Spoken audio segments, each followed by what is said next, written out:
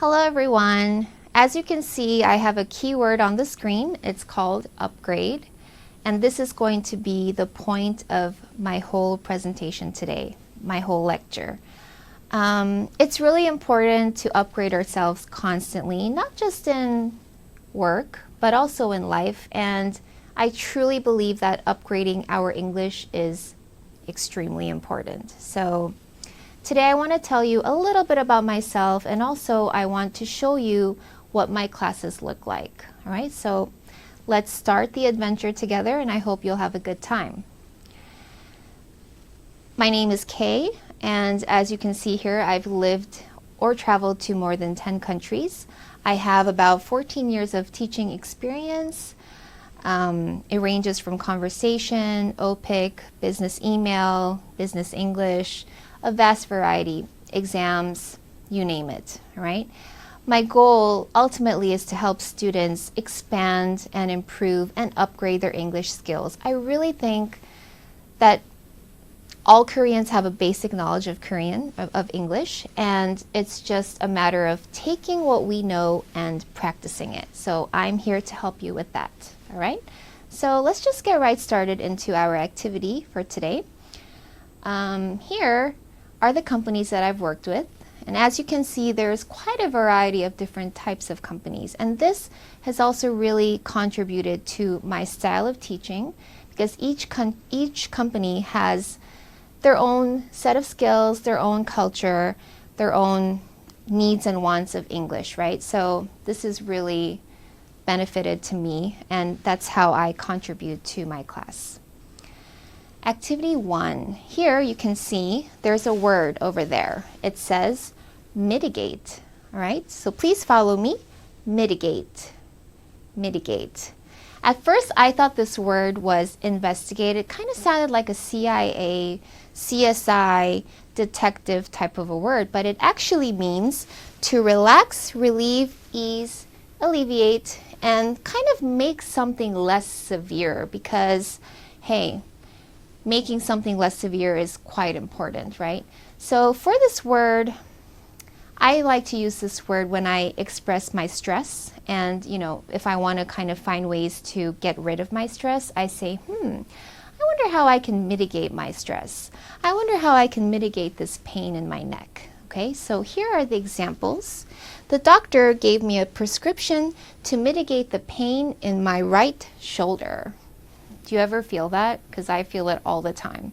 It's a sign of aging, unfortunately. But yeah, it's saying that the prescription that the doctor gave me mitigated the pain in my shoulder. Okay? The next example is the United Nations will try and mitigate the crisis between two countries. So here you can see two countries, meaning maybe they're at war. This is kind of things that you see in the news. And the UN is trying to mitigate the crisis, to make less severe, to relieve or to ease the tension. Okay, so mitigate. Please try to use this word, future reference. And the only way we can really adopt the words is to make our own sentences and also try to use it in our daily life. Okay? The next word, atrocious. Please follow me. Atrocious. Atrocious. This is honestly my new favorite word, and it means extremely or shockingly wicked, cruel, or brutal. Something that's terrifying, horrifying, just shockingly bad. Okay? So I know that I have a tendency sometimes to use the word bad. I overuse it. I abuse it, right? So I'll be like, this food is bad. The weather is bad. My colleague's attitude was bad, okay? So instead of using the word bad, which is fine, why not replace it with the word atrocious, okay? So here is an example of how we can use the word atrocious in a sentence. Not only is this work untidy, but the categorization of topics is quite atrocious too. Those are some really harsh words, right? So you can really feel the severity of this word. It really has a strong negative connotation, right? So we shouldn't use this word lightly, obviously, okay? And the second example says, the weather has been atrocious all week. I really can't help but dream of a tropical getaway. Okay, so this in itself can be another topic. We can talk about stress. What do you do when you're stressed? How can you relieve it? You know, what sorts of things makes you stress? What sorts of things mitigates your stress? Okay, so these are all really great conversation starters.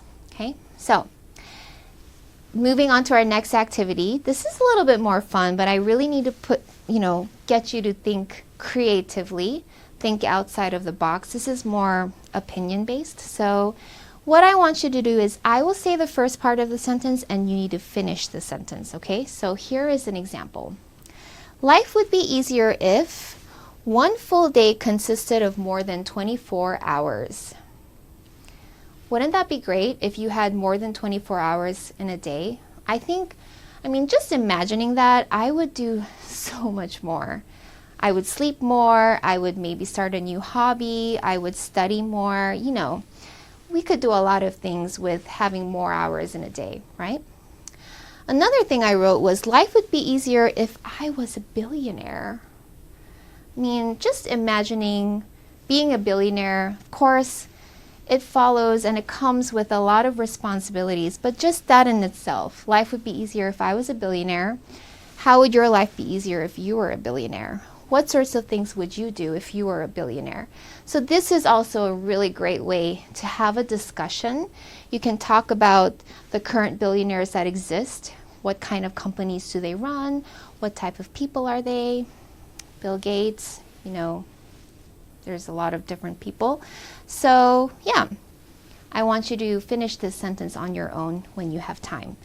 The next one I wrote was, a lot of stress today is due to worrying too much about things that didn't even happen yet. And I do this a lot. I don't know about you, but I really stress and worry about things that hadn't happened yet. You know, it just didn't happen, but I'm worrying ahead of time. I'm stressing ahead of time.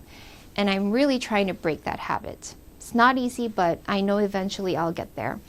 The second example is, a lot of stress today is due to unnecessary and unhealthy competition between colleagues or friends.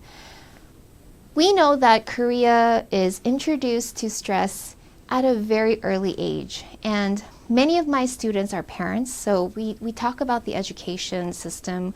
We talk about what sorts of things stresses us out, what sorts of things stresses our kids out, and we kind of help each other, you know, come up with ideas of alleviating that stress, right? So yeah, that's the second one that I wanted to talk about.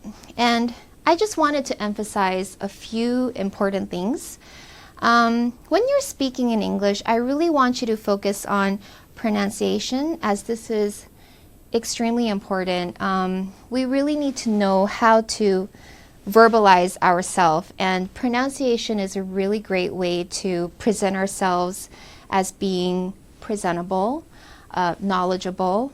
Okay, it is really a part of our presentation. So of course vocabulary is important, but also I try to really help students work on their pronunciation, intonation, tone, hand gestures, anything that comes along with speaking, right? So today, this is all I have for today, and I just really want you to bear in mind that you are good at English. You can do it. It's just a matter of practicing, taking what you know, making it your own, and continue to upgrade your English skills in fun and sometimes unconventional ways. So I really hope you had a great time. I had a wonderful time. Thank you for your precious time, and I'll see you very, very soon. See you. Goodbye.